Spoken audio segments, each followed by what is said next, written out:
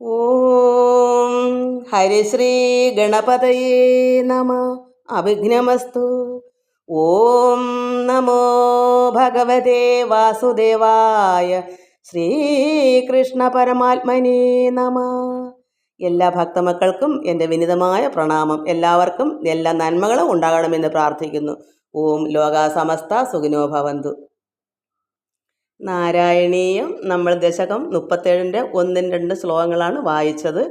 കൃഷ്ണ അവതാര കാരണം, ഭഗവാൻ കൃഷ്ണൻ അവതരിക്കാനുള്ള കാരണമാണിത്. നമുക്ക് 3-ാമത്തെ ശ്ലോകം, അതായത് ഭൂമിദേവിയും ദേവന്മാരെല്ലാം ബ്രഹ്മാവിനോട് എന്ന് അഭയം പറഞ്ഞു. ഈ ദുഷ്ടരായ ദാനവന്മാരെ കൊണ്ട് സഹിക്കവയ്യ. അങ്ങനെ ഭൂമിദേവി ആവലാതിപ്പെട്ട് കരഞ്ഞു. അയ്യോ കഷ്ടം കഷ്ടം, ദുഷ്ടജനങ്ങളുടെ താങ്ങാനാവാത്ത ഭാരത്താൽ വശം കെട്ട് സമുദ്രത്തിൽ പതിക്കാൻ പോകുന്ന എന്നെ രക്ഷിക്കണേ എന്നെല്ലാം പറഞ്ഞ് അവിടെ ചെന്ന് പരാതികളും എല്ലാം വിഷമങ്ങളും പറഞ്ഞു ബ്രഹ്മാവിനോട്. അപ്പോൾ ഇനി നമുക്ക് എന്താണ് ആ ബ്രഹ്മാവ് പറയുന്നത് നമുക്ക് നോക്കാം. ശ്ലോകം 3 ചൊല്ലാം. ശ്ലോകം 3. ഊച്ചേ ചാമ്പുജഭൂരമൂനയി സുരാ സത്യം ധരിത്ര്യാവച നന്വസ്യാ ഭവതാം ച രക്ഷണവിധോ ദക്ഷോ ഹി ലക്ഷ്മീപതി. സർവേ സർവപുരസ്സരാ വയം ഇതോ ഗത്വാ പയോ വാരിധിം നത്വാതം സ്തുമഹേ ജവാദ് ഇതി യയോ സാഗം തവാകേതനം. ഊച്ചേ ചാമ്പുജഭൂ അമൂൻ ഐസുരാ സത്യം ധരിത്ര്യാവച നന്വസ്യാ ഭവതാം ച രക്ഷണവിധോ ദക്ഷോ ഹി ലക്ഷ്മീപതി. സർവേ സർവപുരസ്സരാ വയം ഇതോ ഗത്വാ പയോ വാരിധിം നത്വാദം സ്തുമഹേ ജവാദിതി യയോ സാഗം തവോകേതനം. അപ്പോൾ ഇങ്ങനെ നോക്കി എല്ലാവരും ചെന്ന് ബ്രഹ്മാവിനോട് അപേക്ഷിച്ചപ്പോൾ ബ്രഹ്മാവ് പറയുന്നു, ദേവകളോട് പറയുന്നു, അല്ലയോ ദേവന്മാരെ, ഭൂമിദേവി കരഞ്ഞു പറഞ്ഞതും വിഷമിച്ചതെല്ലാം സത്യമാണ്.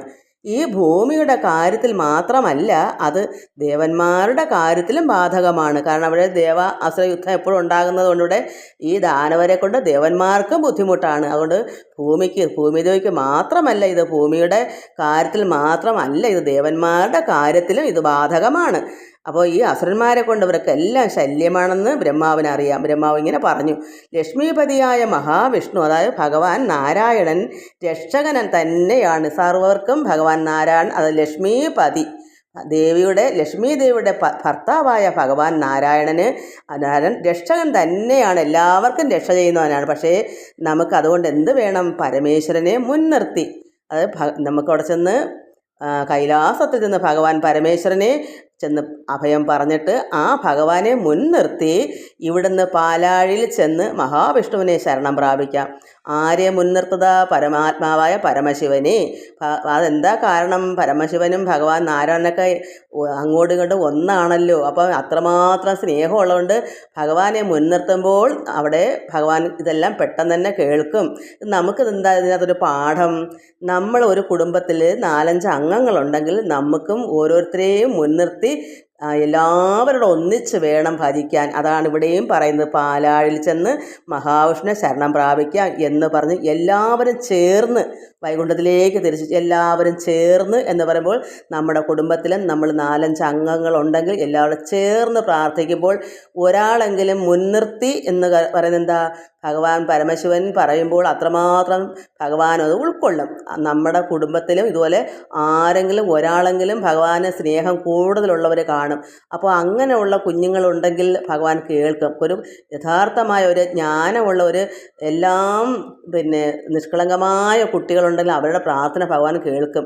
അതുപോലെ നമ്മുടെ വീട്ടിലും ഇതുപോലെ എല്ലാവരും ചേർന്ന് പ്രാർത്ഥിക്കുമ്പോൾ 4 പേരുണ്ടെങ്കിൽ ഒരാളെങ്കിലും നന്മയുണ്ടെങ്കിൽ ആ പ്രാർത്ഥന ഈശ്വരൻ കേൾക്കും. അതുകൊണ്ടാണ് എല്ലാവരും ചേർന്ന് എല്ലാവരും ഒന്നിച്ചിരുന്ന് പ്രാർത്ഥിക്കണമെന്ന് പറയുന്നത്. നമുക്ക് മനസ്സിലാക്കാനുള്ളതാണ്.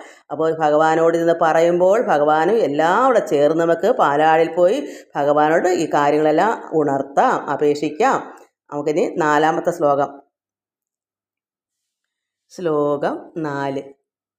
തേ മുക്ത അനിലശാലി ദുഗ്ധ ജലധേ തീരം ഗതാസംഗത യാവൽ ത്വൽപദ ചിന്തനൈക മനസ സന്താവൽ സപാധോ ജഭൂ തുതുവാചം ഹൃദയേ നിശമ്യ സകലാൻ ആനന്ദയൻ ഊചിവാൻ ആഖ്യാത പരമാത്മനാ സ്വയമഹം വാക്യം തഥാകർണ്യതാം തേ മുഗ്ധ അനിലശാലി ദുഗ്ധജലധേ സ്ഥിരം ഗതാസംഗത യാവൽ ത്വൽപദ ചിന്തനൈക മനസ സ്ഥാവൽ സപാധോ ജഭൂ ത്വദ്വാചം ഹൃദയേ നിശമ്യ സകലാൻ ആനന്ദയൻ ഊചിവാൻ ആഖ്യാത പരമാത്മനാ സ്വയമഹം വാക്യം തഥാകർണ്യതാം.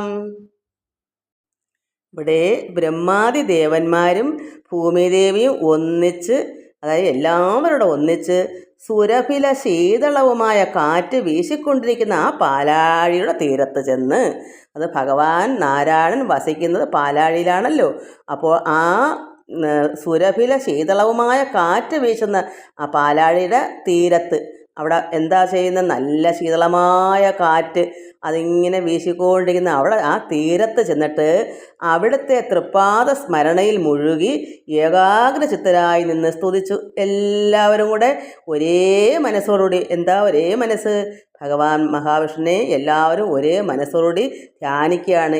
ഇവിടുത്തെ ദുരിതങ്ങളും വേദനകളെല്ലാം അവിടെ ഉള്ളിൽ മനസ്സിൽ ചിന്തിച്ചുകൊണ്ട് ഭഗവാൻ ഇങ്ങനെ ധ്യാനിച്ച് ഇരിക്കുന്ന സമയത്ത് ആ ക്ഷണത്തിൽ ബ്രഹ്മാവ് എല്ലാവരെയും ആനന്ദിപ്പിച്ചുകൊണ്ട്, എങ്ങനെയോ ആനന്ദിപ്പിക്കുന്നത്, ഇങ്ങനെ അവരുടെ ദുഃഖങ്ങൾ പറയാനാണല്ലോ അവിടെ ഭൂമിദേവി എല്ലാം വിഷമിച്ചാണല്ലോ അവിടേക്ക് പോയത്.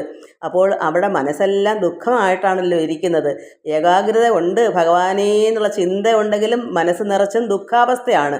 കാരണം എന്തിനാ പോയത്, അസുരന്മാരുടെ പീഡനം സഹിക്കാൻ വയ്യാതാണല്ലോ ചെന്ന് പരാതി പറയാൻ പോയേക്കുന്നത്. രക്ഷകനാണല്ലോ നാരായണൻ സർവർക്കും.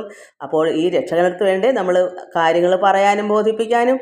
അപ്പോൾ അവിടെ ഇങ്ങനെ ദുഃഖവും ഉണ്ട്. ഭഗവാന് ഏകാഗ്രമായ ആയിട്ട് നിന്ന് ചിത്തം മനസ്സിൽ ഏകാഗ്രമായി നിന്നുകൊണ്ട് സ്തുതിക്കുകയും ചെയ്തപ്പോൾ എന്ത് വന്നു, ബ്രഹ്മാവ് പെട്ടെന്ന് തന്നെ ആ ക്ഷണത്തിൽ തന്നെ ബ്രഹ്മാവ് എല്ലാവരെയും ആനന്ദിപ്പിച്ചുകൊണ്ട്, എന്താ ആനന്ദം, ദുഃഖം മാറി സന്തോഷമായി ആനന്ദമായി. എന്താ വിഷ്ണുദേവൻ സ്വയം പറഞ്ഞ വാക്കുകൾ നിങ്ങൾ കേൾക്കുവിൻ എന്ന് മൊഴിഞ്ഞു. എന്താ ആനന്ദം വരാൻ കാരണം, ഭഗവാൻ നാരായണൻ ഭഗവാൻ തന്നെ പറഞ്ഞ, അപ്പം ബ്രഹ്മാവിനോട് കാര്യങ്ങൾ പറഞ്ഞു ഭഗവാൻ നാരായണൻ. അത് സ്വയം ഭഗവാൻ തന്നെ നേരിട്ട് ബ്രഹ്മാവിനോട് മാത്രം എല്ലാവരുടെ ചേർന്ന് പറഞ്ഞതല്ല, ബ്രഹ്മാവിനോട് പറഞ്ഞു ഭഗവാൻ. അത് ആ വാക്ക് നിങ്ങൾ കേൾക്കുവിൻ എന്ന് പറഞ്ഞു. അപ്പോൾ മറ്റുള്ളവരെല്ലാം കേൾക്ക് ബ്രഹ്മാവിന് കിട്ടിയ വാക്കുകൾ ബ്രഹ്മാവ് അവരെ ഉണർത്തിച്ചപ്പോൾ സർവ്വപേർക്കും ആനന്ദമായി സന്തോഷമായി. അപ്പോൾ അതിൻ്റെ പരിഹാരം വന്നു എന്ന് നമുക്ക് മനസ്സിലാക്കാം. അല്ലെങ്കിൽ ആനന്ദം ഉണ്ടാവത്തില്ലല്ലോ. അവർ ദുഃഖമായിട്ടല്ലേ കരഞ്ഞുകൊണ്ടല്ലേ പോകുന്നത്. എന്താ ഇതിൻ്റെ പോംവഴി ഭഗവാനോട് ഉണർത്തിച്ച് പറയുമ്പോൾ ഇതിനൊരു പരിഹാരം ഉണ്ടാകും എന്ന് കരുതി പോയി. ചെന്നപ്പോൾ സന്തോഷകരമായ ആനന്ദകരമായ ആ ഒരവസ്ഥയാണ് അവർക്കുണ്ടായത്. അത് നമുക്ക് എന്താണെന്ന് നമുക്ക് നോക്കാം. 5-ാം ശ്ലോകം വായിക്കാം. ശ്ലോകം 5. ജാനേ ദീനദശാം അഹം ദിവിഷതാം ഭൂമേച്ഛ ഭീമൈർനിർഭൈ തത് ക്ഷേപായ ഭവാമി യാദവകുലേ സോഹം സമഗ്രാത്മനാ ദേവ വൃഷ്ണികുലേ ഭവന്തു കലയാ ദേവാംഗനാച്ഛാവനോ മത്സേവാർത്ഥം ഇതി ത്വദീയ വചനം പാഥോർജഭൂർ ഊചിവാൻ ജാനേ ദീനദശാം അഹം ദിവിഷതാം ഭൂമേച്ഛ ഭീമൈർനൃപൈ തൽക്ഷേപായ ഭവാമി യാദവകുലേ സോ അഹം സമഗ്രാത്മനാ ദേവ വൃഷ്ണികുലേ ഭവന്തു കലയാ ദേവാംഗനാച്ഛാവനോ മത്സേവാർത്ഥം ഇതി ത്വദീയ വചനം പാഥോർജഭൂർ ഊചിവാൻ. ഇവിടെ ആനന്ദകരമായി വരാനുള്ള കാരണം ആണ് ഈ ശ്ലോകത്തിൽ. എന്താ ഭഗവാൻ ബ്രഹ്മാവിനോട് പറഞ്ഞ വാക്കുകൾ അതാണ് ഇവിടെ പറയുന്നത്. അവർക്ക് സന്തോഷവും ആനന്ദവും ഉണ്ടാകണമെങ്കിൽ അങ്ങനെയുള്ളൊരു കാര്യമായിരിക്കണമല്ലോ. അപ്പോൾ ഇതിൽ പറയുന്നു ഭഗവാൻ ബ്രഹ്മാവിനോട് എന്താ പറഞ്ഞത്, അരുളിയ കാര്യം എന്താണ് എന്ന് ബ്രഹ്മാവ് ദേവകളോട് പറയുന്നു. ഭീകരരായ ഭഗവാൻ പറയുന്നതാണ് ബ്രഹ്മാവിനോട്, ഭീകരരായ രാജാക്കന്മാരെ കൊണ്ട് ഭൂമിക്കും ദേവന്മാർക്കുമുള്ള കഷ്ടപ്പാടുകൾ എത്രയെന്ന് എനിക്കറിയാം. ഭഗവാൻ അറിയാം. ഭഗവാൻ ഒന്നും അറിയാതിരിക്കുന്നില്ല. ആരും ചെന്ന് ഉണർത്തണോ? ഭഗവാന് എല്ലാ അറിവുള്ളവനല്ലേ. ലോകത്ത് എന്ത് നടക്കുന്നതും ഭഗവാൻ അറിഞ്ഞിട്ടാണല്ലോ. അല്ല അറിയാതായി ഒന്നും തന്നെ ഈ ലോകത്ത് നടക്കുന്നില്ല. നമ്മൾ എന്ത് പറയുന്നു, കേൾക്കുന്നു, കാണുന്നു, ഇതൊക്കെയും ഭഗവാൻ അറിഞ്ഞുകൊണ്ടേ ഇരിക്കുന്നു. ഈ ലോകത്ത് ആരും ഒരു ഇല അനങ്ങിയാലും അത് അറിയുന്നുണ്ട് ഭഗവാൻ. അതുകൊണ്ട് പറയുന്നു, ബ്രഹ്മാവ് ദേവകളോട് പറയുന്നു, ഭീകരരായ രാജാക്കന്മാരെ കൊണ്ട് ഭൂമിക്കും ദേവന്മാർക്കുമുള്ള കഷ്ടപ്പാടുകൾ എത്രയെന്ന് എനിക്കറിയാം. അവരെ നശിപ്പിക്കാൻ ഞാൻ അവതരിക്കുന്നുണ്ട്. അതാണ് ഭഗവാൻ ഇങ്ങനെ പറഞ്ഞപ്പോൾ സന്തോഷവും സ്നേഹവും അങ്ങേറ്റത്തെ ആഹ്ലാദവും ആയത്. എന്താ, ഭഗവാൻ ഇവരെ നശിപ്പിക്കാൻ വേണ്ടി ഇവരുടെ കഷ്ടപ്പാടുകളെല്ലാം നടത്തി ചെയ്യുന്നതെല്ലാം എനിക്കറിയാം. അതുകൊണ്ട് ഞാൻ അവരെ നശിപ്പിക്കാൻ ഞാൻ അവതരിക്കുന്നുണ്ട്. അങ്ങനെ പറഞ്ഞതുകൊണ്ടാണ് എല്ലാവർക്കും സന്തോഷമായത്. അപ്പോൾ യാദവ കുലത്തിൽ എങ്ങനെയാണ് ഭഗവാൻ അവതരിക്കുന്നത്? യാദവ കുലത്തിൽ, അത് വൃഷ്ണികുലത്തിൽ ഈശ്വരൻ്റെ പൂർണ്ണഭാവത്തിൽ തന്നെ അവതരിക്കുന്നുണ്ട്. എന്താ ഈശ്വരൻ്റെ പൂർണ്ണഭാവം? ആ പരബ്രഹ്മമാണല്ലോ പൂർണ്ണത. അപ്പോൾ ആ പൂർണ്ണഭാവം അതേപോലെ എത്രമാത്രം ഭഗവാൻ പരമാത്മാവായ നാരായണൻ എന്താണോ അതുപോലെ അവിടെ അല്പം പോലും കുറവില്ല. ഒറിജിനലായിട്ട് തന്നെ ഭഗവാൻ പൂർണ്ണഭാവത്തിൽ തന്നെ അവതരിക്കുന്നുണ്ട്. അന്ന് എൻ്റെ സേവനാർത്ഥം നിങ്ങൾ ദേവകൾ വൃഷ്ണിവംശത്തിൽ അംശമായി പിറക്കുകയും വേണം. കാരണം ഭഗവാന്റെ സേവനാർത്ഥം കാരണം ഒറ്റയ്ക്ക് ഭഗവാൻ അവിടെ വരുമ്പോൾ ഒരു കൂട്ടും ഒരു സഹായവും ഒക്കെ വേണ്ടേ. അതുകൊണ്ട് എൻ്റെ സേവനാർത്ഥം ഈ ചെന്ന ദേവകളെല്ലാം അവിടെ അംശമായി വൃഷ്ണിവംശത്തിൽ അംശമായി പിറക്കുകയും വേണം. അപ്പോൾ അന്ന് അവിടെ ഈ ഭഗവാൻ അവതരിച്ചപ്പോൾ അവിടെ ഭഗവാന് സഹായമായി നിന്നവരെല്ലാം ഈ ദേവന്മാരാണ്. അവരും അവിടെ ചെന്ന് പിറക്കുന്നു, അംശങ്ങളായി പിറക്കുന്നു ദേവന്മാർ. അതെന്താ ഭഗവാൻ തന്നെ പറഞ്ഞ് ചെയ്യിക്കുന്നതാണ്. കാരണം ഭഗവാൻ അവിടെ ചെല്ലുമ്പോൾ അവിടെ സഹകരിക്കാനും എടുക്കാനും അങ്ങോട്ടും ഇങ്ങോട്ടും വിളിക്കാനും പറയാനൊക്കെ ആൾക്കാർ വേണ്ടേ. അതുകൊണ്ട് ഭഗവാൻ ഇങ്ങനെ പറഞ്ഞു. ഇതൊരു സന്തോഷമല്ലേ, എല്ലാവർക്കും ആഹ്ലാദമായി. ഇതാണ് ഇതിൽ പറയുന്നത്. നമുക്കിനി അടുത്ത ശ്ലോകം അടുത്ത ദിവസം വായിക്കാം. എല്ലാവർക്കും നമസ്കാരം. ഓം ലോകാ സമസ്ത സുഖിനോ ഭവന്തു. സർവത്ര ഗോവിന്ദ നാമ സങ്കീർത്തനം. ഗോവിന്ദ ഗോവിന്ദ.